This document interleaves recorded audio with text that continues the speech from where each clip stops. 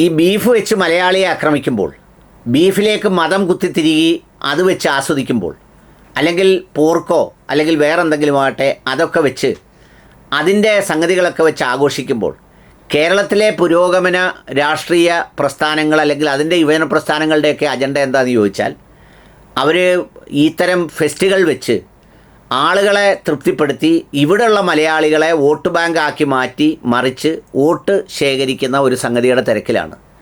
അല്ലാതെ ഈ ബീഫുമായി ബന്ധപ്പെട്ട് ഇത്രയും ആക്ഷേപങ്ങൾ പലതരത്തിൽ ഉയർന്നിട്ടും ഒരു കണ്ടൻ്റുള്ള ഒരു കൃത്യമായ ഒരു ധാരണയോടെ ലോകത്തിന് മുന്നിൽ അവതരിപ്പിക്കാൻ കഴിയുന്ന തരത്തിലേക്ക് ഒരു കണ്ടൻ്റുള്ള ഒരു വീഡിയോ ആകട്ടെ അല്ലെങ്കിൽ ഒരു സംഗതി ആകട്ടെ അതൊന്നും ആരും എങ്ങും പറയാതിരിക്കുന്ന കാലത്താണ് കീർത്തി എന്ന് പറയുന്ന ഒരു യൂട്യൂബർ, ഏതാണ്ട് 2 മില്യണിലധികം സബ്സ്ക്രൈബേഴ്സുള്ള ഒരു YouTuber, why Kerala loves beef എന്ന് പറയുന്ന ഒരു തീം വെച്ചിട്ട് മനോഹരമായ ഒരു docu fiction with interviews, with content, with real pictures ഏതാനും മണിക്കൂറുകൾക്ക് മുമ്പ് പുറത്തുവിട്ടത്.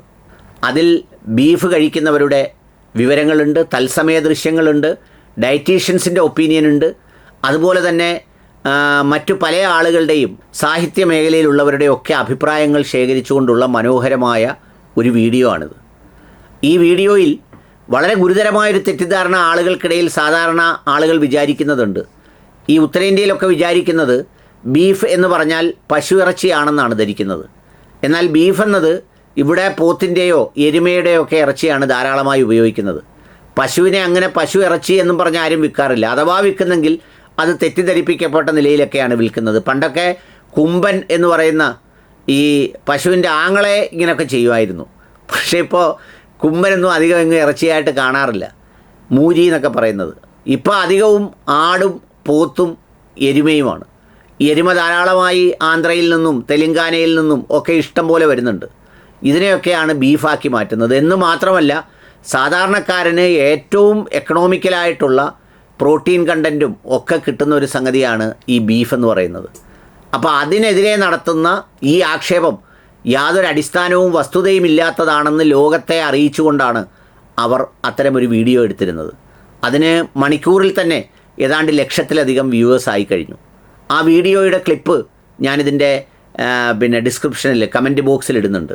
അത് കാണുകയും പ്രചരിപ്പിക്കുകയും ചെയ്യേണ്ടത് വളരെ ആവശ്യമുള്ള കാര്യമാണ്. കാരണം കൃത്യമായി ഇതിൽ അവർ ലൈവായി മറ്റ് ഒരു സബ്ജക്റ്റീവ് ബയസസും ഇല്ലാതെ, കാരണം ഷീ ഈസ് ഫ്രം തമിഴ്നാട്, അവർക്ക് ഇതിനോട് എന്തെങ്കിലും ഒരു സബ്ജക്റ്റീവായിട്ടുള്ള ഒരു ബയസും ഉണ്ടാവേണ്ട കാര്യമില്ല. വളരെ ഒബ്ജക്റ്റീവായിട്ടാണ് ഇത് വിശദീകരിച്ചിട്ടുള്ളത്. സത്യം പറഞ്ഞാൽ ഈ കേരള സ്റ്റോറി 2 പ്രദർശിപ്പിക്കുന്ന തിയേറ്ററുകളിലൊക്കെ ഈ പറയുന്ന സിനിമ കൂടി അല്ലെങ്കിൽ ഈ ദൃശ്യങ്ങൾ കൂടി കാണേണ്ടതാണ്.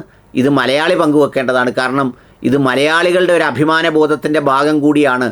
ഈ കള്ള ക്രിമിനലായ ഒരു നിർമ്മാതാവും ഒരു സംവിധായകനും കൂടി ചേർന്ന് ഇല്ലാത്ത ഒരു കഥയെ ഒരു സംസ്ഥാനത്തിൻ്റെ മേൽവിലാസത്തിൽ ഒരു ജനതയെ അപമാനിക്കും വിധം ഉണ്ടാക്കി വിറ്റ് ഒരു പ്രൊപ്പഗാണ്ടയായി ലോകം മുഴുവൻ കാണിക്കാൻ പോകുന്നത്. അതിനെതിരെയുള്ള ഏറ്റവും മനോഹരമായ ഒരു പ്രതികരണമാണ് കീർത്തിയുടെ ഈ വീഡിയോ.